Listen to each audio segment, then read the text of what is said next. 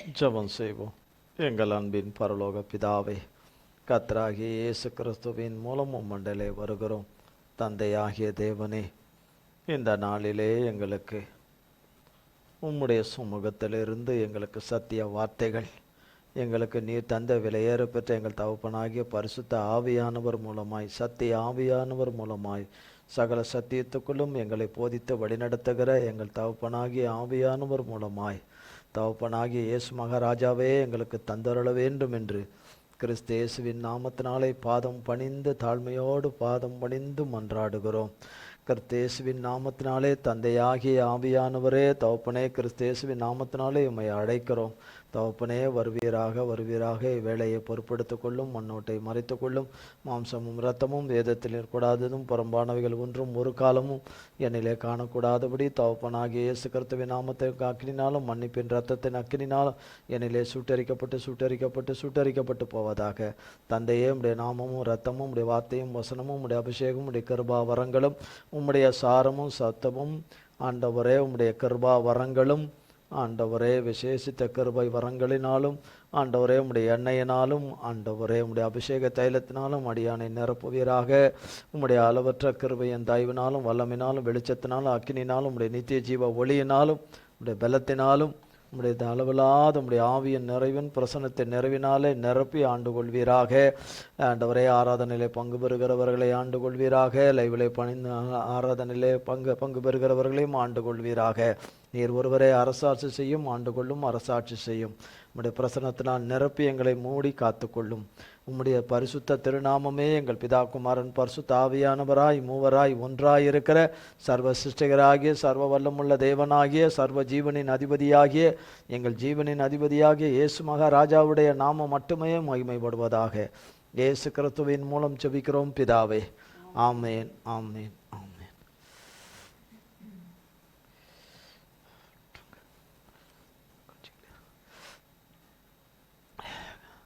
கர்த்தருடைய வார்த்தை, நீரே செய்தீர், நீரே இதை செய்தீர் என்று, நீரே இதை செய்தீர் என்ற வார்த்தையில கர்த்தர் நம்மோடு கூட பேசிக்கொண்டு வரார். ஆதியாகமத்தின் புஸ்தகம் 12ஆம் அதிகாரம்.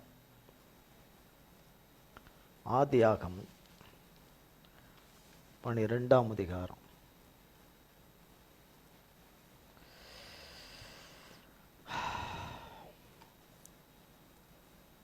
2ஆம் வசனம்.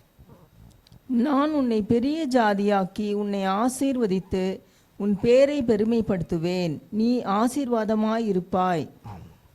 நான் உன்னை பெரிய ஜாதியாக்கி அப்படின்றார். மகா பெரிய தேவனும் இரட்சகரும் ஆவியானவராய் இருக்கிற அவர் செய்கிற காரியம், அவர் ஆசீர்வதிக்கிறது, அவர் நன்மை செய்கிறது, அவர் விடுவிக்கிற விஷயத்தில், மீட்கிற விஷயத்தில், ரட்சிக்கிற விஷயத்தில், நன்மை செய்கிற விஷயத்தில், ஜெயம் கொடுக்கிற விஷயத்தில், அற்புதங்கள் அதிசயங்கள் செய்கிற விஷயத்தில் பெரிய காரியங்களை செய்கிற தேவனாய் இருக்கிறார். அவர் எல்லாருக்கும் பெரியவராய் இருக்கிறதுனால அவர் செய்கிற காரியங்களும் பெரியவைகளாய் காணப்படுகிறது. அவர் ஆசீர்வதிக்கிறதும் பெரிய ஆசீர்வாதமாக இருக்கிறது. அப்படிதான் ஆசீர்வதிக்கிறார். நான் உன்னை பெரிய ஜாதியாக்கி உன்னை ஆசீர்வதித்து உன் பேரை பெருமைப்படுத்துவேன், நீ ஆசீர்வாதமாய் இருப்பாய். 75வது வயதில் சொன்னார், 100வது வயதில் நிறைவேற்றினார். 75வது வயதில் ஆபிரகாமுக்கு சொன்னார், 100வது வயதில் நிறைவேற்றினார். இடைப்பட்ட ஆண்டுகள் தெரியல, கணக்கு தெரியல. தெரிஞ்சதாக நீங்கள் எம்எஸ்சி முடிச்சிருப்பீங்களே, 25 வருஷம். அந்த 25 வருஷம் அவரை கர்த்தர் உருவாக்கினார். மகா பெரிய தேவன் அவரை விசுவாசிகளின் தகப்பனாக உருவாக்கினார். இன்றைக்கும் ஆபிரகாமின் சந்ததிகள் பூமி முழுசும் கர்த்தராலே நிறைந்திருக்கிறார்கள். பூமி முழுதும் நிறைந்திருக்கிறார்கள். ஒரு ஈசாக்கை கொடுத்து நிரப்பி வச்சிருக்கிறார். ஒரே ஒரு பிள்ளையை கொடுத்து அதன் மூலமாக நிரப்பி வச்சிருக்கிறார். கர்த்தருக்கு ஸ்தோத்திரம். ஆதியாகமம் 15ஆம் அதிகாரம். ஆதியாகமம் 15ஆம் அதிகாரம் 1-5. இந்த காரியங்கள் நடந்த பின்பு கர்த்தருடைய வார்த்தை ஆபிரகாமுக்கு தரிசனத்திலே உண்டாகி, அவர், ஆபிராமே, நீ பயப்படாதே, நான் உனக்கு கேடகமும் உனக்கு மகா பெரிய பலனுமாய் இருக்கிறேன் என்றார். இங்கேயும் கர்த்தர் சொல்றார் 15ஆம் அதிகாரம். இந்த 12ஆம் அதிகாரத்துக்கும் இந்த 15ஆம் அதிகாரத்துக்கும் எத்தனையோ வருடங்கள் உருண்டோடிடுச்சு. 12ஆம் அதிகாரத்துக்கும் 15ஆம் அதிகாரத்துக்கும் இடையில பல வருஷங்கள் கடந்து போயிருக்கு. பல வருஷங்கள் கடந்து போயிருக்கு. திரும்பவும் ஒரு ஜெயத்தை கர்த்தர் அவருக்கு கொடுத்து, அந்த ஜெயத்தை பெற்று தேசங்களிலே 5 ராஜாக்களை தோற்கடித்து கர்த்தர் நாமத்தினாலே தன்னுடைய தம்பி மகனை மீட்டு கொண்டு அவன் குடும்பத்தையும் மீட்டு கொண்டு வந்து அவனுக்கு உண்டானவைகளெல்லாம் கர்த்தரால் மீட்டு கொண்டு வந்து திரும்ப அவனிடத்துல ஒப்படைச்சிட்ட பிறகு, அதுக்கு தான் இந்த காரியங்கள் நடந்த பின்புன்னு 15ஆம் அதிகாரத்தில் 1ஆம் வசனம் ஆரம்பிக்குது. இந்த காரியங்கள் நடந்த பின்புன்னு கர்த்தருடைய வார்த்தை ஆபிரகாமுக்கு தரிசனத்திலே உண்டாகி, அவர், ஆபிரகாமே, நீ பயப்படாதே, நான் உனக்கு கேடகமும் உனக்கு மகா பெரிய பலனுமாய் இருக்கிறேன். நான் தான் உனக்கு மகா பெரிய தேவனும் மகா பெரிய கேடகம், பாதுகாப்பு, உனக்கு அரண், கோட்டை எல்லாம் நான் தான். உனக்கு மகா பெரிய பலனுமாய் இருக்கிறேன். உனக்கு பலனும் நான் தான், உனக்கு பலனும் இந்த பலனை கொடுக்கிறவர் நான் தான் உனக்கு. அது எப்படி கொடுக்குறேன்? மகா பெரிய பலன். மகா பெரியன்றதுக்கு இன்னும் கொஞ்சம் கூடுதலான ஒரு வார்த்தை, மகா பெரிய பலனை உனக்கு பலனுமாய் இருக்கிறேன் நான் உனக்கு என்ன சொல்றார். 5ஆம் வசனம், அவர் அவனை வெளியே அழைத்து, நீ வானத்தை அண்ணாந்து பார், நட்சத்திரங்களை எண்ண உன்னாலே கூடுமானால் அவைகளை எண்ணு என்று சொல்லி, பின்பு அவனை நோக்கி, உன் சந்ததி இவ்வண்ணமாய் இருக்கும் என்றார். கர்த்தர் கூப்பிட்டு வெளியில் கூப்பிட்டு வந்து, அவருக்கு ஒரு பழக்கம் இருந்தது. வானத்து நட்சத்திரங்களை எல்லாம் அப்பப்போ உத்து பார்க்குற பழக்கம் அவருக்கு இருந்துக்கிட்டு இருக்கு. அந்த அவர் இருந்த காலத்தில் இந்த கைத்து கட்டில் மேலே படுத்துக்கிட்டு அப்படியே நல்ல மரத்தடியிலையோ நிழல்லையோ அப்படி காற்று வாங்க படுத்துக்கிட்டு அந்த நில வெளிச்சத்தையும் நட்சத்திரங்களை எல்லாம் அப்படி பார்க்கும்போது, அடாடா, அதில் ஒரு சில நட்சத்திரம் நம்ம கிட்டத்திலே இருக்கிற மாதிரி நமக்கு தெரியும். நம்ம கிட்டத்தில் இருக்கிற மாதிரி, கொஞ்சம் பெருசாக கிட்டத்தில் இருக்கிற மாதிரி நமக்கு தெரியும். நம்ம வீட்டு பக்கத்துலேயே, நம்ம வீட்டுக்கு பின்னாடி பக்கமே இருக்கிற மாதிரி தெரியும். எத்தனை பின்னாடி பக்கமே தெரியும். கடந்த சில நாட்களுக்கு முன்பு போயிட்டு வந்தாங்க, நிலா கிட்ட போயிட்டு வந்தாங்க. நிலா உள்ள நிலா கிட்ட 4.5 லட்சம் மைல். எவ்வளோ தூரம்? மைல் 4.5 லட்சம் மைல் போய் கிட்ட, ரொம்ப அது உள்ள இல்லை, அது கிட்டத்தில் போய், கிட்டத்தில்னா கையேற்ற தூரம் இல்லை, அது தூரம், ரொம்ப தூரம். ஆனால் அவ்வளோ கிட்டத்தில் போய் அப்படி போய் பார்த்துட்டு வந்திருக்கேன். ஆனால் நமக்கு எப்படி தெரியுது? கைக்கேற்ற தூரத்தில் இருக்கிற மாதிரி தெரியுது. நிலாவில் ஆயா வடை சுட்டுன்னு இருக்கிறாங்கன்னு சொல்லுவாங்க. நிலாவில் ஆயா வடை சுட்டுன்னு இருக்குதுன்னு. அங்கே போனால் தான் தெரியும், சுட்டுடுவாங்க நிலா நம்மளை. எது சுடுதுன்னு அங்கே போனால் தான் தெரியும் எது சுடுதுன்னு. அப்புறம் இங்கே குழந்தைங்களுக்கு ஆகாரம் கொடுக்கும்போதெல்லாம் அந்த நிலாவை காமிச்சு இந்த நட்சத்திரத்தை காமிச்சு சோறு விட்டுவாங்க. அழும்போது அந்த அழுகை அடக்கிறதுக்கு அதை பாரு, இதை பாரு, அதை பற்றியா, அது மின்னுது பற்றியா, அது பண்ணுது பற்றியா, அது பண்ணுதுன்னு. ஏன் தாத்தா வடை சுடுறான்னு சொல்லக்கூடாது, அதில் வேற ஆயா தான் வடை சுடணுன்னு வேற சொல்லி வச்சுட்டாங்க. எதுக்காக அப்படி சொல்லி வச்சாங்கன்னு தெரியல நமக்கு. அப்போ அது அவ்வளோ தூரத்தில், அவ்வளோ உயரத்தில் இருக்குது, அவ்வளோ பெருசாக இருக்குது, அவ்வளவு பெரிதாக இருக்குது. உன்னை குறித்தும், உன்னை குறித்த எண்ணமும், உன்னை குறித்த நினைவும், உன்னை குறித்த காரியமும் நான் அப்படி தான் வச்சிருக்கிறேன்னு ஆபிரகாமுக்கு சொல்கிறாரு. அவர் என்ன பழக்கத்தில் கர்த்தர் கிருபையில் வந்தார், அதையே அவருக்கு காமிச்சு, அதையே சொல்லி, இன்னைக்கு வரைக்கும் யாராலையும் நட்சத்திரத்தை இன்னைக்கு வரைக்கும் எண்ண முடியல. இது சொல்லி பல 1000 ஆண்டுகளாவது, 5000 ஆண்டுகளாவது, இன்னைக்கு வரைக்கும் யாராலையும் எண்ண முடியல. அதனால்தான் சொல்ல, எண்ண கூடுமானால் எண்ணுட்டார்னா எண்ண முடியாதுன்னு அர்த்தம். எப்படிப்பட்ட ஆராய்ச்சியாளர்கள் இருந்தாலும், எப்படிப்பட்ட கண்டுபிடிப்புகளாக இருந்தாலும், அந்த கண்டுபிடிப்புகள் எவ்வளோ தூரம் போகணுமோ அவ்வளோ தூரம் அனுமதிப்பார். அதுக்கு மேலே அலோடு இல்லைங்கிற ஒரு காலகட்டங்கள் வரும். அதோடு அவங்க கதையும் முடிஞ்சிடும். அவங்களுடைய கதையும் எல்லாமே முடிஞ்சிடும். பூமியும் அதனுடைய இவைகளும் ஒட்டுமொத்தமாக முடியும் போது ஷட் டவுன் ஆகும்போது எல்லாமே ஷட் டவுன் ஆயிரும். அப்போ அண்ணன் அவைகளை எல்லாம் நட்சத்திரம் அவைகளை என்ன கூடுமானால் என்ன சொல்லிட்டு கர்த்தர் தம்முடைய தாசனுக்கு சொல்கிற ஆசீர்வாதத்தை குறித்து நன்மையை குறித்து கர்த்தர் ஏற்படுத்தி வைத்திருக்கிறதை, அவரே அதை செய்து வைத்திருக்கிறதை, ஏற்படுத்தி வச்சிருக்கிறத அங்கே இந்த விதமாக ஒரு விளக்கத்தோடு கூட ஒரு புரிதலோடு கூட கர்த்தர் சொல்கிறார். கர்த்தர் அதை சொல்கிறார். நமக்கே அந்த அனுபவம் இருக்குல்ல, நட்சத்திரத்தை பார்க்கறது, விடிய காலையில் அந்த கட்டிலில் படுத்து அப்படி அண்ணாந்து பார்த்தா அது ஒரு தனி இது அந்த பக்கம் வேப்ப மரம் இருக்கும், இந்த பக்கம் இது இருக்கும், அது இருக்கும், அப்படியே காற்று வேற ஜில்லுன்னு அடிக்கும், காற்று கொஞ்சம் அப்படி வீசும். அதனுடைய இதெல்லாம் ஏசியை விட அது ரொம்ப அருமையாக இருக்கும். இப்படியெல்லாம் அனுபவங்கள் உள்ளவங்களுக்கு தெரியும். அனுபவம் உள்ளவங்களுக்கு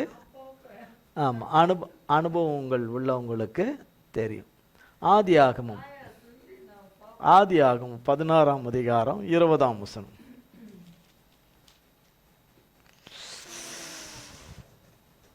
சாரி 16 சாரி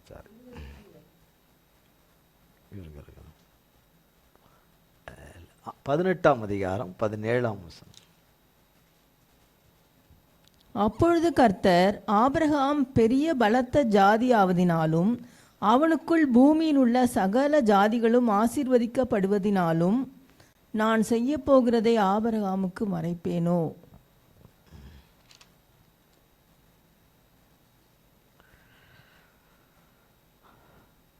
பதினேழாம் வசனத்தில் சொல்றார், பெரிய பலத்த ஜாதியாவதுனால. இங்க ஒரு வார்த்தை கூட கூட கூட போடப்பட்டிருக்கு.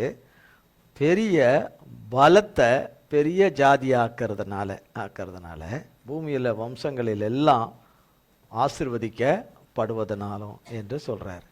ஆதியாகமம் 19ஆம் அதிகாரம் 19ஆம் வசனம். உமது கண்களில் உமது அடியேனுக்கு கிருபை கிடைத்ததே.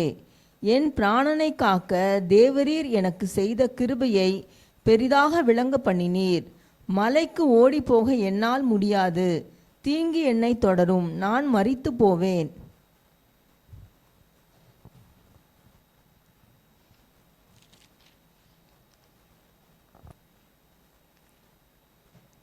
உமது கண்களில் உமது அடியேனுக்கு கிருபை கிடைத்ததே. என் பிராணனை காக்க தேவரீர் எனக்கு செய்த கிருபை பெரிய கிருபைன்றார் லோத்து.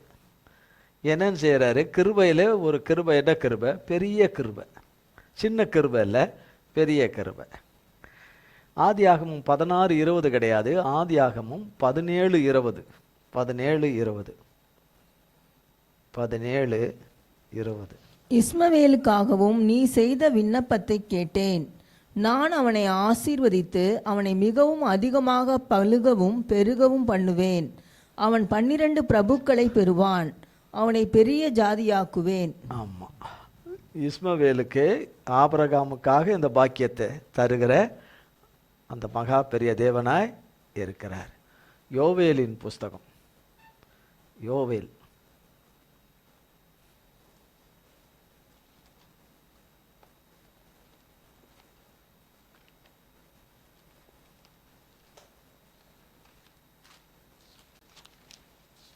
2ஆம் அதிகாரம்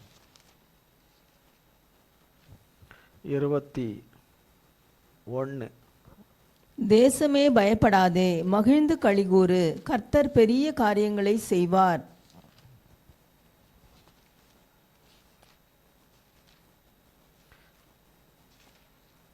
தேசமே மகிழ்ந்து களிகூறு, கர்த்தர் பெரிய காரியங்களை செய்வார், பெரிய காரியங்களை செய்வார் என்று.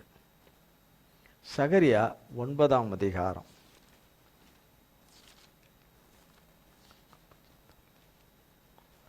17ஆம் வசனம். பேஜி 1098. அவருடைய காருண்யம் எத்தனை பெரியது, அவருடைய சௌந்தரியம் எத்தனை பெரியது. தானியம் வாலிபரையும் புது ராட்சரசம் கன்னிகைகளையும் வளர்க்கும்.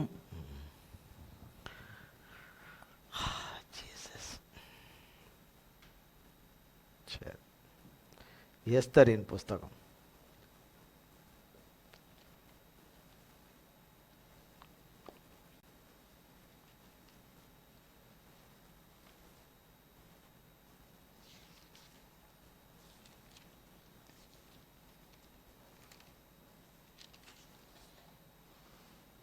4ஆம் அதிகாரம் 1 நடந்த யாவற்றையும் மொர்தெகாய் அறிந்தபோது மொர்தெகாய் தன் வஸ்திரங்களை கிழித்து ரெட்டுடுத்தி சாம்பல் போட்டுக்கொண்டு நகரத்தின் நடுவே புறப்பட்டு போய் துயரமுள்ள மகா சத்தத்துடனே அலறிக்கொண்டு ராஜாவின் அரமனை வாசல் முகப்பு மட்டும் வந்தான். ரெட்டுடுத்தினவனாய் ராஜாவின் அரமனை வாசலுக்குள் பிரவேசிக்க ஒருவனுக்கும் உத்தரவில்லை. ராஜாவின் உத்தரவும் அவனுடைய கட்டளையும் போய் சேர்ந்த ஒவ்வொரு நாட்டிலும் ஸ்தலத்திலும் உள்ள யூதருக்குள்ளே மகா துக்கமும் உபவாசமும் அழுகையும் புலம்பலும் உண்டாய் அநேகர் ரெட்டுடுத்தி சாம்பலில் கிடந்தார்கள். அப்பொழுது எஸ்தரின் தாதிமார்களும் அவளுடைய பிரதானிகளும் போய் அதை அவளுக்கு அறிவித்தார்கள். அதனாலே ராஜாத்தி மிகவும் துக்கப்பட்டு மொர்தெகாய் உடுத்தியிருந்த ரெட்டை எடுத்து போட்டு அவனை உடுத்துவிக்கிறதற்கு வஸ்திரங்களையும் அனுப்பினாள்.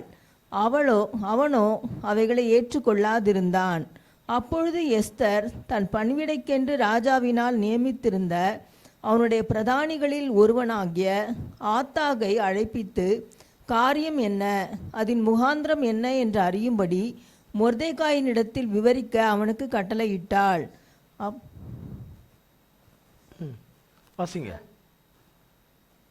அதன் முகாந்திரம் என்று அறியும்படி மொர்தெகாயினிடத்தில் விசாரிக்க அவனுக்கு கட்டளையிட்டாள். அப்படியே ஆத்தாகு ராஜாவின் அரண்மனை வாசலுக்கு முன்னான பட்டண வீதியில் இருக்கிற மொர்தெகாயினிடத்தில் புறப்பட்டு போனான்.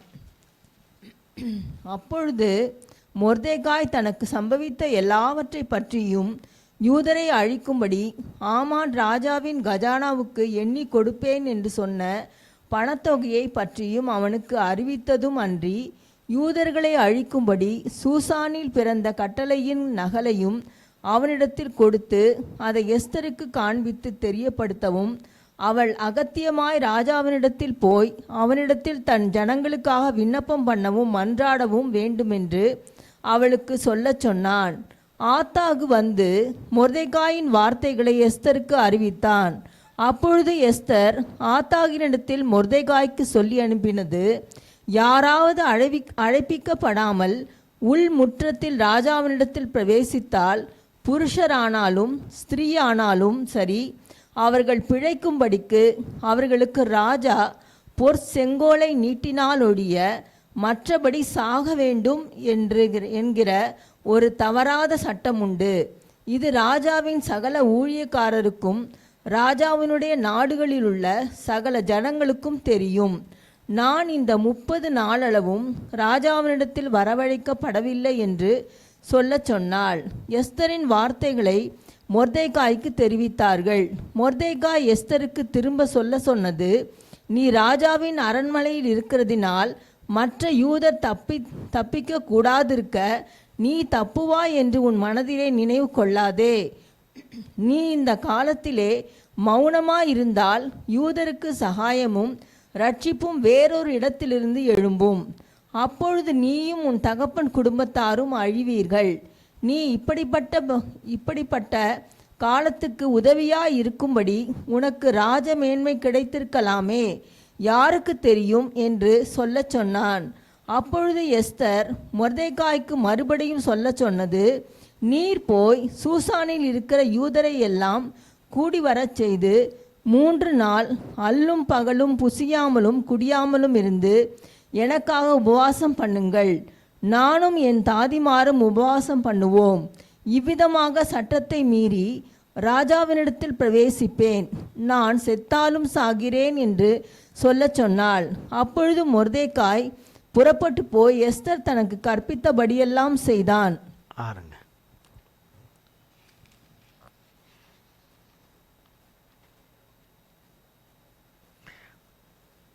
எஸ்தர் 2ஆம் அதிகாரம் 20ஆம் வசனம்.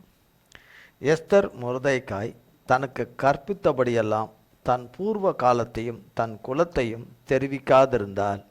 எஸ்தர் மொர்தெகாயினிடத்திலே வளரும்போது அவன் சொற்கேட்டு நடந்தது போல இப்போதும் அவன் சொற்கேட்டு நடந்து வந்தாள். அவள் சாதாரண ஒரு மகளாக இருக்கும்போதே, அவருடைய மகளாக இருக்கும்போதே தகப்பன் பேச்சை கேட்டு தான் நடந்தா. 127 நாடுகளுக்கும் ராணியான பிறகும் அவள் தான் தகப்பன் பேச்சை கேட்டு தான் அதன்படி நடக்கிறாள்.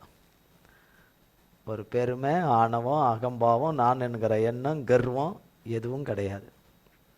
எதுவுமே கிடையாது. அந்த எஸ்தர் இப்போவும் தன் தகப்பன் அவளுடைய அரண்மனையினுடைய அதிகாரியினிடத்தில், அவள் அனுப்பின அதிகாரியினிடத்தில் சொல்லி அனுப்பின காரியங்கள் எல்லாம் மாறி மாறி மாறி சொல்லி இவர் சொல்கிறது, அவன் அங்கேருந்து வந்து சொல்கிறது, இதெல்லாம் சொல்கிறது எல்லாம் கேட்டு அதன்படியே கேட்குறா. கோவப்பட போகிறாரு. ஏன் நான் கீழ்ப்படிய மாட்டேன்னு நினைக்க போகிறாரு. ராஜா என்னை 30 நாளாக என்னை கூப்பிடலை. ராஜா என்ன ராணியாகி என்ன கூப்பிடலை. நான் ராஜாவிட்ட நான் இன்னும் போல. அவர் கூடாமல் நாம் போனா என் தலையை எடுத்துருவாங்கன்னு ஒரு சட்டம் இருக்குது. என்ன இருக்குது? ராணியாக இருந்தாலும் ராணி தலையையும் எடுத்துடணும்னு ஒரு சட்டம் இருக்குது. அதனால் அது உமக்கு தெரியாதான்றது சொல்லாமல், இதெல்லாம் அரண்மனை ஊழியர்களுக்கும் தெரியுமே, இந்த தேசத்தாருக்கு தெரியுமே, சகல தேசத்தாரின் ஜனங்களுக்கும் தெரியுமே, இப்படி ஒரு மாறாத ஒரு சட்டம் ஒன்று இருக்குது. ராஜா கூப்பிட்டாதான் போகணும். என்ன அவசர கதியாக இருந்தாலும் ராஜா கூப்பிட்டாதான் போகணும், எல்லாரும் போக முடியாது என்ற விவரங்கள் எல்லாம் அவருக்கு எல்லாத்தையும் சொன்னான். அவர் சொல்கிறாரு, நீ வந்து எதாவது ஒன்று சொல்லி ஏதாவது தட்டி கலைக்கலான்னு நினைக்காத. அந்த அர்த்தத்தில் சொல்கிறார், தட்டி கலைக்கணும்னு நினைக்காத. கர்த்தருடைய ஜனத்தை நீ உதவி செய்யலைன்னா கூட ரட்சிப்பு வேறு இடத்துலேருந்து எழும்பும். உனக்கு பதிலாக வேற எழும்பி கர்த்தர் அதை செய்திருவார். நீ தப்பிச்சிக்கலான்னு நினைக்காத. ஒருவேளை ராஜ மேன்மை இந்த ராணியானி ஆனதே இந்த இதுக்காகத்தான் உன்னை ஒருவேளை ஆக்கியிருக்கலாமே என்ன சொல்லி அனுப்புகிறாரு. அதை கேட்குறாரு. அந்த அம்மா அவங்க கேட்குறாங்க. கேட்டுட்டு பிறகால அவங்க சொல்கிறாங்க. பிறகால சொல்லி அனுப்புகிறாங்க, நீங்கள் போய் எல்லாரும் எனக்காக உபவாசம் பண்ணுங்க. 3 நாள் புசியாமல் குடியாமல் உபவாசம் பண்ணுங்க. 3 நாள் உபவாசம் பண்ணுங்க. ஃபுல் ஃபாஸ்டிங், முழு நேரம் உபவாசம். 3 நாள் முழு நேரம் உபவாசம் பண்ணுங்க. மற்றபடி உங்கள் வேலைகளை செய்யுங்க, உங்கள் காரியங்களை போங்க, உங்கள் ஃபோனை பாருங்கள், உங்கள் டிவியை பாருங்கள், நீங்கள் என்னென்ன நேரம்லாம் சொல்ல போனீங்க. ஆனால் பாஸ்டிங் பட்னியாக இருங்க. 3 நாள் என்ன வருங்க, சாப்பிடாமல் பட்னியாக இருங்கன்னு சொல்லி அனுப்புகிறாங்க. பட்னியாக இருங்க, அவ்வளோதான், பட்னியாக இருங்க, அது போதும். எனக்காக என்னவா இருங்க, 3 நாளாக தண்ணி குடிக்காமல் சாப்பிடாமல் 3 நாள் பட்னி இருங்கன்னு. அப்படி இல்லை, அந்த உபவாசம் சொல்லலை அவங்க. புசியாமலும் குடியாமலும் இன்னும் சொல்ல போனால் எச்ச கூட முழுங்கக்கூடாதுன்னு சொல்லுவாங்களாம் அந்த காலத்தில். எச்ச கூட முழுங்கக்கூடாதுன்னு. முழுங்கிட்டா உபவாசம் படிச்சேன். ஐயோ, எச்ச முழுகாமல் எப்படா இருக்க முடியும்? எச்ச கூட முழுங்கக்கூடாதுன்னு இருக்கு. அந்த காலத்தில் இருந்திருக்காங்க. ஏன் முழுங்கக்கூடாதுன்னு இப்பவும் இருக்கிறாங்க. இதே பகுதியிலே இருக்கிறாங்க. எச்ச முழுங்காமல் இருக்கிற நாட்கள் ஒன்று இருக்குது.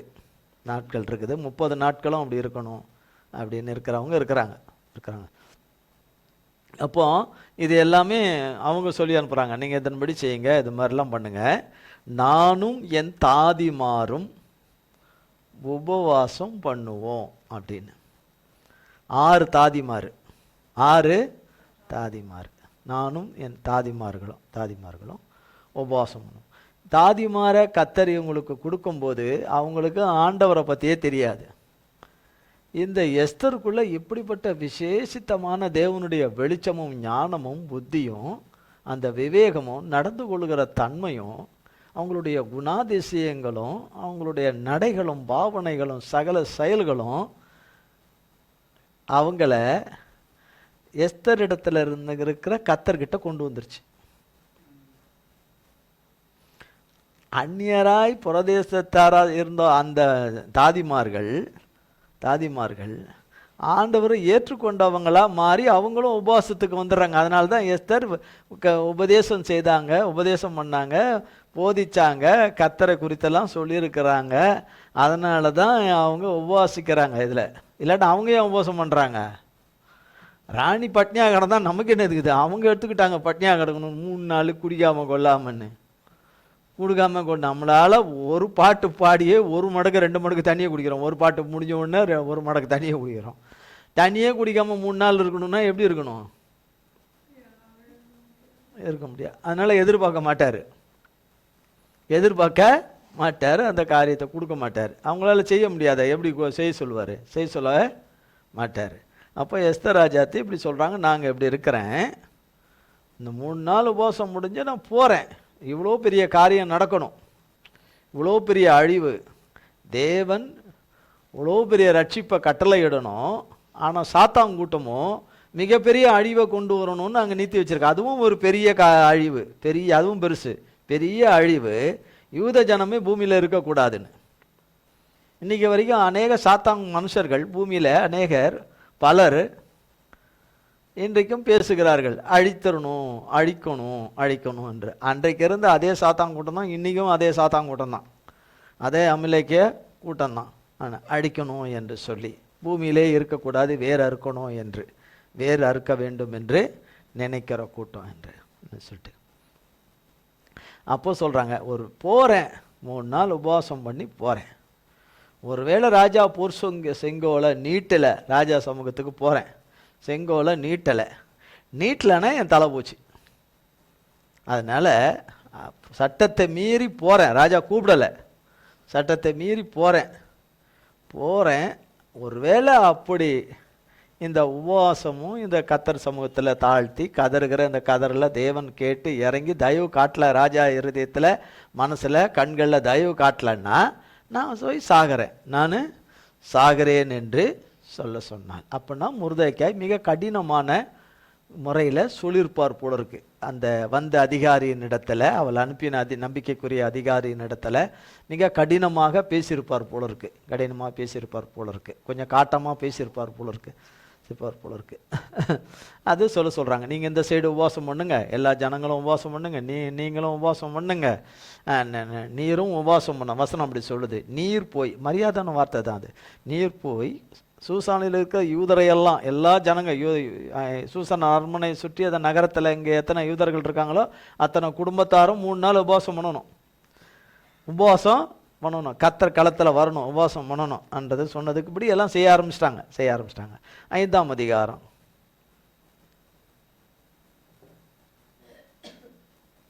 மூன்றாம் நாளிலே எஸ்தர் ராஜவஸ்திரம் தரித்து கொண்டு ராஜ அரண்மனையின் உள்முற்றத்தில் ராஜா கொலுவிருக்கும் ஸ்தானத்துக்கு எதிராக வந்து நின்றாள். ராஜா அரண்மனை வாசலுக்கு எதிரான கொலு மண்டபத்தில் ராஜாசனத்திலே வீற்றிருந்தான். ராஜா ராஜஸ்திரீயாகிய எஸ்தர் முற்றத்தில் நிற்கிறதை கண்டபோது அவளுக்கு அவன் கண்களில் தயை கிடைத்ததினால் ராஜா தன் கையில் இருக்கிற பொற்செங்கோலை எஸ்தரிடத்திற்கு நீட்டினான். அப்பொழுது எஸ்தர் கிட்ட வந்து செங்கோலின் நுனியை தொட்டாள். ராஜா அவளை நோக்கி, எஸ்தர் ராஜாத்தியே, உனக்கு என்ன வேண்டும்? நீ கேட்கிற மன்றாட்டு என்ன? நீ ராஜ்யத்தில் பாதி மட்டும் கேட்டாலும் உனக்கு கொடுக்கப்படும் என்றான். அப்பொழுது எஸ்தர், ராஜாவுக்கு சித்தமானால் நான் தமக்கு செய்வித்த விருந்துக்கு ராஜாவும் ஆமானும் இன்றைக்கு வரவேண்டும் என்றாள். அப்பொழுது ராஜா எஸ்தர் சொற்படி செய்ய ஆமானை தீவிரித்து வரும்படி சொல்லி எஸ்தர் செய்த விருந்துக்கு ராஜாவும் ஆமானும் வந்தார்கள். விருந்திலே திராட்சரசம் பரிமாறப்படுகையில் ராஜா எஸ்தரை பார்த்து, உன் வேண்டுதல் என்ன? அது உனக்கு கொடுக்கப்படும். நீ கேட்கிறது என்ன? நீ ராஜ்யத்தில் பாதி மட்டும் கேட்டாலும் கிடைக்கும் என்றான். ஒரு நிமிஷம். இப்போ உபவாசம் பண்ணிட்டாங்க, அந்த 3 நாள் உபவாசம் பண்ணாங்க, அப்படிதான் நமக்கு கொடுக்கப்பட்டிருக்கு. உபவாசம் பண்ணாங்க, கொண்டாங்க. ஆனால் கத்தர் தயவு கிடைச்சிருச்சு, கிருபை கிடைச்சிருச்சுன்றதெல்லாம் தெரியாது, கிடைச்சிருச்சுலாம் தெரியாது நமக்கு, அதில் எழுதப்படலை, அதனால் நமக்கு அது தெரியல. ஒருவேளை எஸ்தர் இடத்துல கத்தர் பேசியிருக்கலாம், நமக்கு தெரியல, அதில் எழுதப்படலை, நமக்கு தெரியல. ஒருவேளை கத்தர் பேசியிருக்கலாம், அந்த 3 நாள் உபவாசத்தில் கத்தர் எஸ்தர் ராஜாத்தின் இடத்துல பேசியிருக்கலாம். ஏன்னா எதன் அடிப்படையில் அப்படின்னா, அவங்க ராஜா கிட்ட போய் நிற்கும்போது நம்ம சந்ததியும் வம்சங்களையும் நம்ம இனம் ஜனத்தையும் அழிக்கிறவன் ராஜா பக்கத்தில் நிற்கிறவனை பார்த்தா என்ன எப்படி இருக்கும் இல்லையா? ஒட்டு மொத்தமாக நம்ம இனம் ஜனம் ஜாதி ஜனம் மொத்தத்தையும் அழிக்கணும், டோட்டலாக அழிச்சிடணும், இன்னும் எல்லா வேலையும் பண்ணி வச்சிருக்கிறவன் அங்கே நிற்கிறான், அது பண்ணவன் அங்கே நிற்கிறான்னா அவனை பார்த்தவொன்னே எப்படி இருக்கும்? நம்மளுடைய முகம்லாம் மாறும்ல. என்ன ஒருத்தன் நம்மளை பற்றி போட்டு விட்டானாலே அவன் மேலே புருன்னு வந்து நிற்கும். சாதாரணமாகவே நிற்கும் வறுமை. அதுவும் இந்த மாதிரி காரியத்தை செய்தவன், இந்த மாதிரி தேசம் முழுதும் யூதர்களை அழ வச்சவன், கண்ணீர் வடிக்க வச்சவன், எல்லாருக்கும் மரண பயத்தையும் அதையும் உண்டு பண்ணி வச்சிருக்கிறவன், அங்கே கூலாக நின்றுன்னு இருக்கிறான், ராஜா பக்கத்தில் நின்றுன்னு இருக்கிறான் என்னும்போது அவங்களுக்கு எப்படி இருக்கும் இல்லையா? புரிதலுக்காக சொல்கிறேன், எப்படி இருக்கும் அவங்களுக்கு? ஆனால் எதையும் காட்டிக்காம, எதையும் தன் முகத்திலேயோ கண்களிலேயோ தன்னுடைய வார்த்தையிலேயோ செயலிலேயோ ஒன்றும் காட்டிக்காம ஒரு வார்த்தை அவங்கக்கிட்ட சொல்கிறாங்க. ராஜா கேட்குறாரு, செங்கோலை நீட்டுறாரு. ராஜா என்ன செய்கிறாரு? செங்கோலை நீட்டுறாரு. என்ன ஆச்சா தெரியல, ராணி வந்து நிற்கிறாங்களே, என்ன ஏதுன்னு தெரியலையே, என்ன இவர் நினச்சிருப்பாரு நம்ம என்ன தப்பு பண்ணிட்டோமோ என்னன்னு தெரியலையே, ராஜா நம்ம என்ன பண்ணிட்டோமோ தெரியல, ராணி வந்து நிற்கிறாங்களே என்னன்னு தெரியலையேன்னு. அவருக்கு என்ன எடுத்தவனும் எதை கேட்குற? ராஜ்யத்தில் பாதி வேணும். எதுக்கு எனக்கு? 127 நாடை நடுவில் புட்டு வச்சா 62 நாடு, 62 நாடு போடுங்கன்னு எத்தனை? 65. ஒரு உதாரணத்துக்கு 62 நாடு, 63 நாடு கொடுங்க, 63 நாடு. நாடை கேட்க வரல அவங்க. அவர் கேட்குறாரு, ராஜ்யத்தில் அவர் ஆள்ற ராஜ்யத்தில் பாதியை கூட உனக்கு கொடுத்துட்றேன், உனக்கு என்ன செய்துடுறேன், உனக்கு பட்டா பண்ணி கொடுத்துட்றேன்னு சொல்லிட்டு. ஆனால் அவங்க அதுக்கு பதில் சொல்லலை. உனக்கு கொடுக்கப்படும்ன்றான். ராஜா நான் பின்னால் கேட்கல, அதை நான் பின்னாடி கேட்குறேன், அப்புறம் சொல்கிறேன், அதெல்லாம் எதுவுமே சொல்லலை. ராஜாவுக்கு சித்தமானா, உங்களுக்கு சித்தமான விருப்பமானா நான் உங்களுக்கு விருந்து பண்ணியிருக்கேன். ராஜாவும் ஆமானும் அந்த விருந்துக்கு வர வேண்டும் அப்படின்றாங்க. ராஜாவையும் அவனையும். யார? மொத்த பேருக்கும் விஷம் வச்சிருக்கிறானே அவனை அந்த விஷத்தை அந்த நாகப்பாம்பைக்கும் சேர்த்து தான் விருந்துன்றாங்க அந்த அம்மா. அப்போ இந்த ஆலோசனையும் எண்ணத்தையும் யார் கொடுத்துருக்கணும்? அங்கே என்ன பேசணும் ராஜா கிட்ட? அவன் கேட்பான். அவன் என்ன கேட்பான்னு ராணிக்கு தெரியாது, வார்த்தை என்ன கேட்பான்னு தெரியாது. ஆனால் கேட்ட பிறகு கேட்கும்போது என்ன சொல்லணும்னு இவங்க கேட்டிருப்பாங்க ஆண்டவர்கிட்ட. நான் என்ன சொல்லணும் ஆண்டவரேன்னு. ஒருவேளை உன் வாயில் நான் வார்த்தையை போடுவேன்னு சொல்லியிருக்கலாம், அல்லது இந்த வார்த்தையை நீ சொல்லுன்னு சொல்லியிருக்கலாம். கர்த்தர் இடைப்படாமல் இருந்திருக்க மாட்டார், இடைப்பட்டிருப்பார். எஸ்தர் ராஜாத்தியோட இடைப்பட்டிருப்பார், கண்டிப்பாக இடைப்பட்டிருப்பார், சந்தேகமே இல்லை, இடைப்பட்டிருப்பார். இடைப்பட்டதுனால தான் மிக நுட்பமாக ரொம்ப அருமையாக சொல்கிறாங்க, விருந்துக்கு வரணும்னு. எதையும் காட்டிக்காம, எந்த பதற்றத்தையும் காட்டிக்காம, சைலண்ட்டு. ரொம்ப ஆனால் வயலண்ட்டாக செயல்படணும், ஆனால் அது சைலண்ட்டாக செயல்படுறாங்க. எப்படி? சைலண்ட்டாக செயல்படுறாங்க சொல்லிட்டு அவங்க 127 நாடுகளுக்கும் மேலே ராணியாக இருக்க தகுதி உள்ளவங்க. வெறும் அழகனால் அல்ல, கர்த்தருடைய உள்ளான அழகில் அவங்க அத்தனை நாடுகளுக்கும் மேலே இன்னும் ஒரு 50 நாட்டை சேர்த்துட்டா கூட அவங்க ராணியாக இருக்கிறதுக்கு தகுதி உள்ளவங்க, கர்த்தரால் தகுதி உள்ளவங்க சொல்கிறாங்க. இதை கேட்கும்போது ஆமானுக்கு எப்படி இருக்கும்? என்னடா இது, ராணி இருதயத்தில் கூட நம்ம இடம் பிடிச்சிட்டோமே. யார் இருதயத்தில்? அது எப்படி இடம் பிடிச்சாருன்னு அதுக்கப்புறம் தானே தெரியும். விருந்துக்கு வரும்போது அப்படின்னா அவனை சேர்ந்தவங்களுக்கெல்லாம் என்ன வந்திருக்கும்? இந்த ஆமானுக்கு வந்த ராஜ யோகம் பாருங்க. அவனுக்கு வந்த அந்த பெரிய யோகம், அவனுக்கு வந்த மாதிரி யோகம் யாருக்குமே கிடையாது. அவன் ராஜா தான் ஆவலை, ஆனால் அவனுக்கு எல்லாம் அவனு அப்போ வாங்கன்றாங்க. 6ஆம் வசனத்தில் அப்போ வந்து இந்த விருந்துக்கு ஆமானும் வந்துட்டாங்க. அந்த விருந்துக்கு அந்த விருந்தில் என்னென்ன பண்ணாங்கன்னு நமக்கு தெரியாது. விருந்துக்கு வராங்க. 6ஆம் வசனம். விருந்திலே திராட்சரசம் பரிமாறப்படுகையில் ராஜா எஸ்தரை பார்த்து, உன் வேண்டுதல் என்ன? அது உனக்கு கொடுக்கப்படும். நீ கேட்கிறது என்ன? நீ ராஜ்யத்தில் பாதி மட்டும் கேட்டாலும் கிடைக்கும் என்றான்.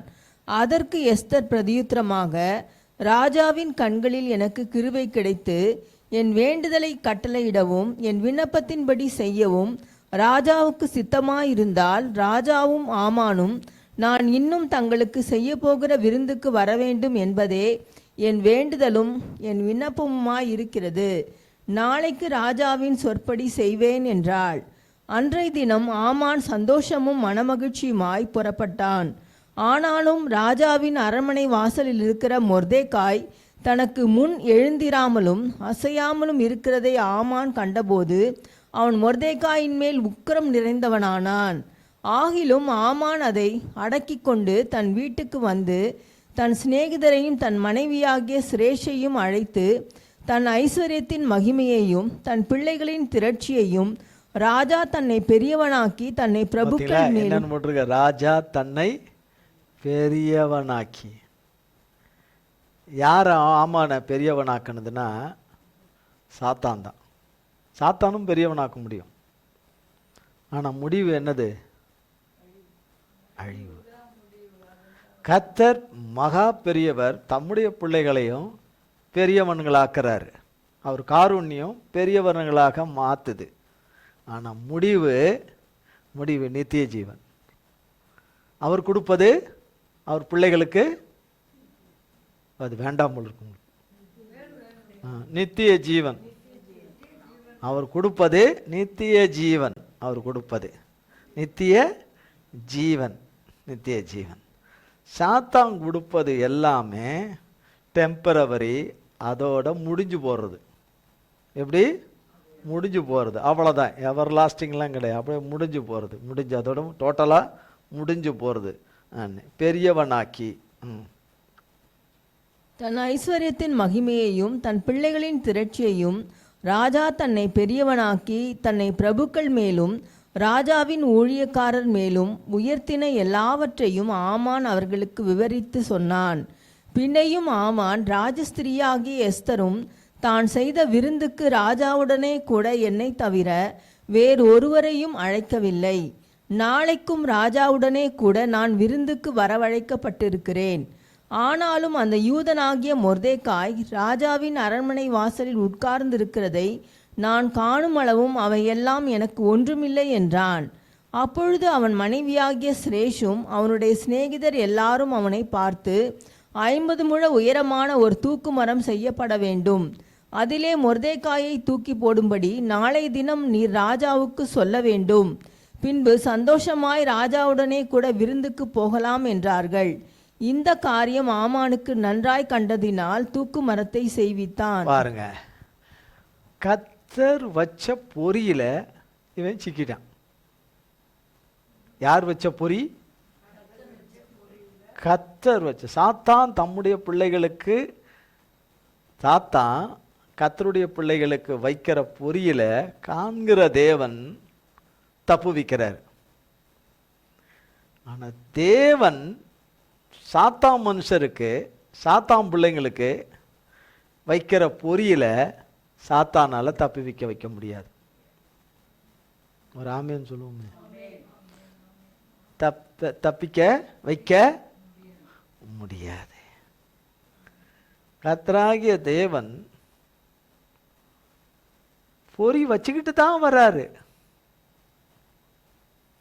பொறி வச்சுக்கிட்டு தான் வர்றாரு. கர்த்தர் வைக்கிறாரு. உலகம் இதுகாரம் கண்டிராத ஒரு பொறிய பிடி. அதை நம்ம சொல்லுவோம்ல, இப்போ எலி பிடிக்கிறதுக்கு ஒன்று சொல்லுவோம். அதுக்கு என்ன பேர் சொல்லுவோம்? இல்லை, எலி பிடிக்கிறதுக்கு ஒன்று சொல்லுவோம். அதுக்கு என்னன்னு பொறி வச்சிருக்க. அதுக்கு பொறி என்ன? பொறிக்கடலை இல்லை, அதை மாற்றுறதுக்கு, அது சிக்கிறதுக்கு ரெடி பண்ணி வச்சிருக்குதுன்னு. எது? ஆமாம், கில்லாடி கில்லாடி கில்லாடின்னு 7 கில்லாடிகள் என்ற கில்லாடிகளுக்கு கர்த்தர் வச்சிருக்கிற பொறியில சிக்கிட்டாங்க. என்றளவும் சிக்கிட்டாங்க. சிக்காதவர்கள் அனைவரும் சிக்கினார்கள். அனைவரும் சிக்கினார். அன்றைக்கு சிக்கினார்கள், இன்றைக்கு சிக்கினார்கள். வெளியவே வர முடியாது. இதோட வெளியவே வர முடியாது. வேதத்தில் எழுதப்பட்ட வார்த்தை இது. இது ஏதோ சும்மா இல்லை. வேதத்தில் தேவன் எழுதியிருக்கிற வார்த்தை. நான் வைத்த பொறியில கண்ணில நீ சிக்கினாய், நீ பிடிபட்டாய், நீ பிடிபட்டாய் என்று சொல்லி பிடிச்சிட்டார். கர்த்தர் பிடிச்சிட்டார். அவர் நாளும் வேளையும் நேரமும் குறித்த காலம் வேளையில வச்ச பொறியில பிடிச்சிட்டார் கர்த்தர். அன்றைய நாளிலே அன்றைக்கு இவனுக்கு எங்க பொறி யார் மூலமா கொடுக்கப்பட்டு வைக்கப்பட்டுடுச்சுன்னா, அவன் மனைவியும் அவனை சேர்ந்தவர்களும். இந்த பொறியில அவனுக்கு மனைவி கிடையாது, அவனை சேர்ந்தவர்களோட சேர்ந்து சொன்ன கொடுக்கப்பட்ட பொறியில சிக்கினார்கள். பொறியில சிக்கினார்கள். ஒருபோதும் வராதபடி, வெளியே வராதபடி, அப்படியே ஈயம் அமிழ்ந்து போவது போல அவர்களுடைய ஆலோசனை எண்ணங்கள் எல்லாம் சித்திக்கும் என்பதை நித்திய காலத்துக்கும் சித்திக்கும் என்பதிலே சிக்கினார்கள். அதோட அவர்கள் அழிந்தும் போவார்கள். இப்போ அவங்க சொல்றாங்க, இப்போ மனைவியும் அவனை சேர்ந்தவர்கள் மூலமா அந்த கண்ணி வைக்கப்பட்டது. அந்த கண்ணியில் என்னன்னா, இதுவும் பெரிய தூக்க மரம், சாதாரண தூக்கு மரம் கிடையாது, இது பெரிய தூக்கு மரம். அவங்க ராஜ்யத்தில் இப்படி ஒரு தூக்கு மரத்தை எதுனப்பா. அப்போ எந்த அளவுக்கு கொப்பளிப்பும் கொக்கரிப்புலாம் இருப்பாங்க மொர்தெகாய் மேலே, தேவனுடைய மனுஷனாகிய மொர்தெகாய் மேலே எவ்வளவு கொலவெறியோடு இருந்திருப்பாங்க.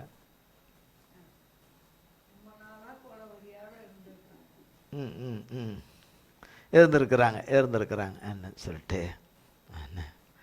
அதனால இந்த காரியம் வசனம் அப்படியே போட்டிருக்கு. இந்த காரியம் ஆமானுக்கு நன்றாய் கண்டதுனால, என்னது சொல்றாங்க இல்லையா, நன்றாய் கண்டது நடக்கலைன்னா நாங்கள் நிச்சயம் படித்திப்போம், நிச்சயம் அதை நாங்கள் விடமாட்டோம், நாங்கள் அதை பண்ணுவோம் அப்படின்னு. கீழே விழுந்தாலும் என்னது, மீசை இல்லாதவங்களுக்கு மீசை இருந்தது, அவனுக்கு மண் ஊட்டிக்குச்சு. மீசை இல்லாதவன் விழுந்தான்னா வாயில மண்ணா. ரைட்டு, வாயில மண்ணா. இந்த காரியம் ஆமானுக்கு நன்றாய் கண்டதுனால செய்து விட்டான். இதை இப்போ செய்துட்டான், ரெடி பண்ணிட்டான், எல்லாம் ஒர்க் அவுட் பண்ணிட்டான். இப்போ அதை நிறைவேற்றணும். அதை என்ன செய்யணும், அதை நிறைவேற்றணும், அது செயல்பாட்டில் கொண்டு வரணும்.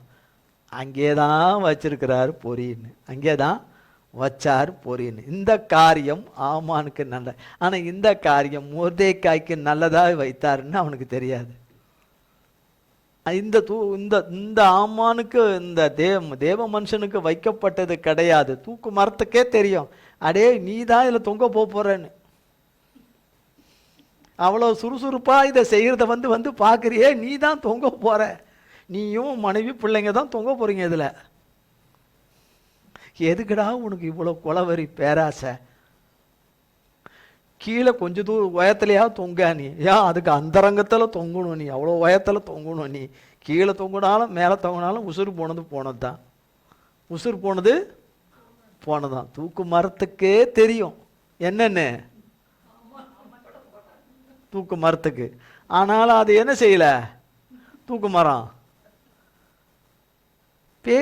பேசல ஆமான்கிட்ட பேசல. தயவு செய்து செய்யாதேன்னு, தயவு செய்து. இப்போ தூக்கு மரத்தை செய்யணும்னா ஒரு மரத்தை புழக்கணும், ஒரு மரத்தை வெட்டி மரத்தை புழக்கணும். வெட்டும் போதே சொல்லியிருக்கோம், உன்னை வெட்டுறதுக்கு தாண்டா வெட்ட வந்திருக்கிற, என்ன வெட்டலை, உனக்கு குடி வெட்டாதான், நீ என்ன வெட்ட வந்திருக்கிற, என்னை பொழக்கிறியே, உன்னை பொழக்க தான், உன்னையும் உன்னை சேர்ந்தவங்கள பொழக்கத்துக்கு தாண்டா நீ பொழக்க வந்திருக்கிற. அப்பப்போ இடையே வேலையெல்லாம் முடிஞ்சிச்சான்னு வந்து பார்க்குற, உன் கதை முடிய போகிறத எதுக்கு வந்து பார்க்குறேன்னு, வந்து பார்க்குறேன்னு. தூக்கு மரத்துக்கு தெரியுது, அது பிளக்கப்படுறதுக்கு முன்னாடி, அது வெட்டப்படுறதுக்கு முன்னாடி தெரியுது, அது பிளக்கப்படுறதுக்கு முன்னாடி தெரியுது, அது தூக்கு மரமாக செய்யறதுக்கு முன்னாடியும் தெரியுது. தொங்க போகிற ஆமானுக்கு தெரியாது, செய்தவராகிய பெரியவராகிய கர்த்தருக்கு தான். 7ஆம் அதிகாரம். ராஜாத்தியாகிய எஸ்தருடனே விருந்து பண்ண ராஜாவும் ஆமானும் வந்தபோது 2ஆம் நாள் விருந்தில் திராட்சரசம் பரிமாறப்படும்போது ராஜா எஸ்தரை நோக்கி, எஸ்தர் ராஜாத்தியே, உன் வேண்டுதல் என்ன? அது உனக்கு கொடுக்கப்படும். நீ கேட்கிற மன்றாட்டு என்ன? நீ ராஜ்யத்தில் பாதி மட்டும் கேட்டாலும் கிடைக்கும் என்றான். அப்பொழுது ராஜாத்தியாகிய எஸ்தர் பிரதியுத்தரமாக, ராஜாவே, உம்முடைய கண்களில் எனக்கு கிருபை கிடைத்து ராஜாவுக்கு சித்தமாயிருந்தால் என் வேண்டுதலுக்கு என் ஜீவனும் என் மன்றாட்டுக்கு என் ஜனங்களும் எனக்கு கட்டளையிடப்படுவதாக. எங்களை அழித்து கொன்று நிர்மூலமாக்கும்படி நானும் என் ஜனங்களும் விற்கப்பட்டோம். அடிமைகளாகவும் வெள்ளாட்டிகளாகவும் விற்கப்பட்டு போனாலும் நான் மௌனமாயிருப்பேன். இப்பொழுதோ ராஜாவுக்கு உண்டாகும் நஷ்டத்துக்கு அந்த சத்ரு உத்தரவாதம் பண்ண முடியாது என்றாள். இந்த வார்த்தையை ராணி பேச பேச அவனுக்கு எப்படி இருந்திருக்கும்? இன்னும் ராணி பீச்சே மாறி போச்சேன்னு, இன்னைக்கு விருந்தே மாறி போச்சேன்னு. விருந்து மாறி போச்சே, விருந்து மாறி போச்சே. ராணி வார்த்தையெல்லாம் வேற மாதிரி வருது. இப்போ ராணிக்கிட்டேருந்து வாதுவது. இப்போ கடைசியில் கொண்டு வந்து நிறுத்துறாங்களே, இந்த சத்ரு யார்? சாத்தான். அந்த சாத்தானுக்கு யார் சொல்கிறது அப்படின்னு சொல்லி ரெண்டும் வந்து நிறுத்திட்டாங்களே. நம்மது 5ஆம் வசனம். அப்பொழுது ராஜாவாகிய ஆகாஸ்வேரு மறுமொழியாக ராஜாத்தியாகிய எஸ்தரை நோக்கி, இப்படி செய்ய துணிகரம் கொண்டவன் யார்? அவன் எங்கே என்றான். அதற்கு எஸ்தர், சத்ருவும் பகைஞனுமாகிய அந்த மனிதன் இந்த துஷ்ட ஆமான் தான் என்றாள். அப்பொழுது ராஜாவுக்கும் ராஜாத்திக்கும் முன்பாக ஆமான் திகிலடைந்தான். ராஜா உக்கிரத்தோடே திராட்சரச பந்தியை விட்டெழுந்து அரமனை தோட்டத்திற்கு போனான். ராஜாவினால் தனக்கு பொல்லாப்பு நிர்ணயிக்கப்பட்டதென்று ஆமான் கண்டு ராஜாத்தியாகிய எஸ்தரிடத்தில் தன் பிராணனுக்காக விண்ணப்பம் பண்ண எழுந்து நின்றான். ராஜா அரண்மனை தோட்டத்தில் இருந்து திராட்சரசம் பரிமாறப்பட்ட இடத்துக்கு திரும்பி வருகையில் எஸ்தர் உட்கார்ந்திருக்கிற மெத்தையின் மேல் ஆமான் விழுந்து கிடந்தான். அப்பொழுது ராஜா, நான் அரண்மனையில் இருக்கும்போதே என் கண்முன்னே இவன் ராஜாத்தியை பலவந்தம் செய்ய வேண்டும் இருக்கிறானோ என்றான். இந்த வார்த்தை ராஜாவின் வாயிலிருந்து பிறந்தவுடனே ஆமானின் முகத்தை மூடி போட்டார்கள். அப்பொழுது ராஜ சமூகத்தில் இருக்கிற பிரதானிகளில் அர்போனா என்னும் ஒருவன், இதோ ராஜாவின் நன்மைக்காக பேசின மொர்தேகாய்க்கு ஆமான் செய்வித்த 50 முழ உயரமான தூக்குமரம் ஆமானின் வீட்டண்டை நாட்டப்பட்டிருக்கிறது என்றான். அப்பொழுது ராஜா, அதிலே அவனை தூக்கி போடுங்கள் என்றான். அப்படியே ஆமான் மொர்தேகாய்க்கு ஆயத்தம் பண்ணின தூக்கு மரத்தில் ஆமானையை தூக்கி போட்டார்கள். அப்பொழுது ராஜாவின் உக்கிரம் தணிந்தது. அப்போ சாத்தானால மகா பெரியவனானவனுக்கு சாத்தானாலேயே இப்போ என்ன ஆயிற்று? பெரிய தூக்கு மரத்தில், அதுலேயும் பெரிய மரம் தான், பெரிய மரத்தில் தொங்கும்படி ஆயிடுச்சு. அவன் ஒரு வார்த்தை சொல்கிறான், ராஜாவினாலே தனக்கு பொல்லாப்பு நிர்ணயிக்கப்பட்டது என்று. இது ராஜா பண்ணதில்லை, ராஜாதி ராஜா. ராஜாக்களுக்கெல்லாம் நிரந்தரமான முடிவில்லா எல்லையில்லாத ராஜ்யத்தை உடைய ராஜாவினால் நிர்ணயிக்கப்பட்ட பொல்லாப்பு.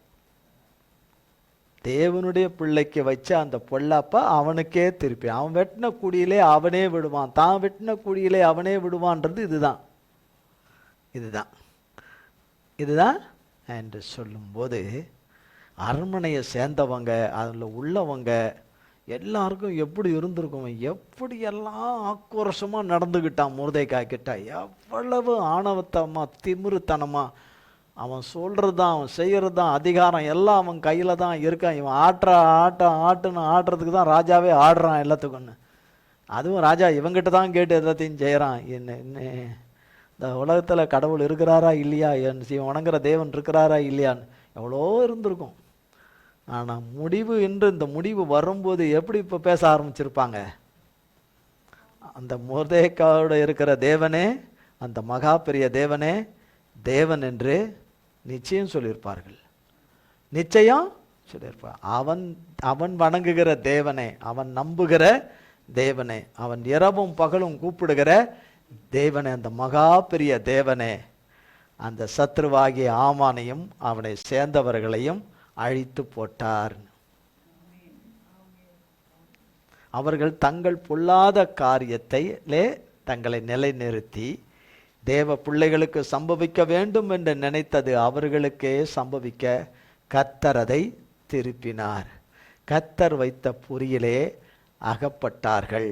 கர்த்தர் வைத்த கண்ணியிலே சிக்குண்டு போனார்கள். ஆமேன், ஆமேன். கர்த்தர் இந்த வார்த்தைகளை நம்ம ஒவ்வொருவருக்கும் பல கோடி மடங்காய் ஆசீர்வதிக்கவே ஆசீர்வதிப்பாராக. ஆசீர்வதிக்கவே ஆசீர்வதிப்பாராக. ஜெபம் செய்வோம். எங்கள் அன்பின் பிதாவே, கர்த்தராகிய இயேசு கிறிஸ்துவின் மூலம் மண்டலே வருகிறோம். தந்தையாகிய தேவனே, உம்முடைய மிகுந்த கிருபையின் தயவின் வல்லமையின் பலத்தினாலே, உம்முடைய நிறைவின் உம்முடைய ஆவியின் நிறைவினாலும், உம்முடைய ஆண்டவரை எழுப்புதலினாலும், நீர் கொடுத்த ஆண்டவரை சத்துவத்தினாலும், இந்த நாளின் ஆராதனை செம்மையாய் நேர்த்தியாய் ஆண்டவரே மாலை ஆராதனையை நடத்தி கொடுத்த தகப்பனே, சகலவற்றிலும் உம்முடைய கரம் கூட இருந்து எல்லாவற்றையும் நடத்தி கொடுத்த தயவுக்காய் உம்முடைய பரிசுத்த நாமம் எல்லாவற்றிலும் உம்முடைய பிள்ளைகளிலே இந்த ஆராதனையிலே மகிமைப்பட்டதற்காக, தொடக்கம் முதல் இறுதி வரை உம்முடைய நீங்காத பிரசன்னத்துக்காக, இதனுடைய நிறைவு நீங்காமல் இருக்க கிருபை செய்வீராக. எங்களை தாங்கி ஏந்து சுமந்து தப்புவித்து பாதுகாத்து ஆண்டவரே கண்மணி போல காத்து உம்முடைய நல்வார்த்தைகளை வாக்குத்தத்தங்களை நிறைவேற்றி உம்முடைய தேவைகளை எல்லாம் உம்முடைய பிள்ளைகளுக்கு பரிபூர்ணமாய் நிறைவேற்றி குறைவில்லாமல் ஆண்டவரே இழந்த சகல சமாதானம், சந்தோஷம், மகிழ்ச்சி, இழந்த ஐஸ்வர்யம் யாவையும், இழந்த எல்லா ஜெயத்தையும் திரும்ப சுதந்திரித்து கொண்டு உம்மாலே எல்லாவற்றிலும் சுதந்திரித்து கொண்டு உடைய பரிசுத்த நாமத்திற்கு மகிமையாய் ஆண்டவரே கடன் இல்லாத பரிசுத்த சமாதான ஜெயகீர்த்தியான வாழ்வை ஒவ்வொருவரும் வாழத்தக்க அந்த பாக்கியத்தை கொடுக்கிற மகா பெரும் தேவனும் இரட்சகரும் ஆவியானவரை உமது கரத்தில் எங்களை ஒப்புக் கொடுக்கிறோம்.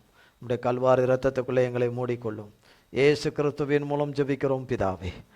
ஆமேன், ஆமேன், ஆமேன். என் ஆத்துமாவே கர்த்தரை ஸ்தோத்ரி, என் முழு உள்ளமையர் பரிசுத்த நாமத்தை ஸ்தோத்ரி. என் ஆத்துமாவே கர்த்தரை ஸ்தோத்ரி, கர்த்தர் செய்த சகல உபகாரங்களை மறவாதே. ஆமேன், ஆமேன், ஆமேன். கர்த்தராகிய இயேசு கிறிஸ்துவின் கிருபையும் பிதாவாகிய தேவனுடைய அன்பும் பரிசுத்த ஆவியானவருடைய அந்யோன்ய ஐக்கியமும் பராமரிப்பும் பாதுகாவலும் என்னென்றைக்கு நம்மொரு கூட சதா காலங்களுக்கும் நிலைத்திருப்பதாக. ஆமேன், ஆமேன், ஆமேன். இயேசுவின் ரத்தம் ஜெயம். இயேசுவின் பரிசுத்த நாமத்திற்கு ஸ்தோத்திரம். God bless you.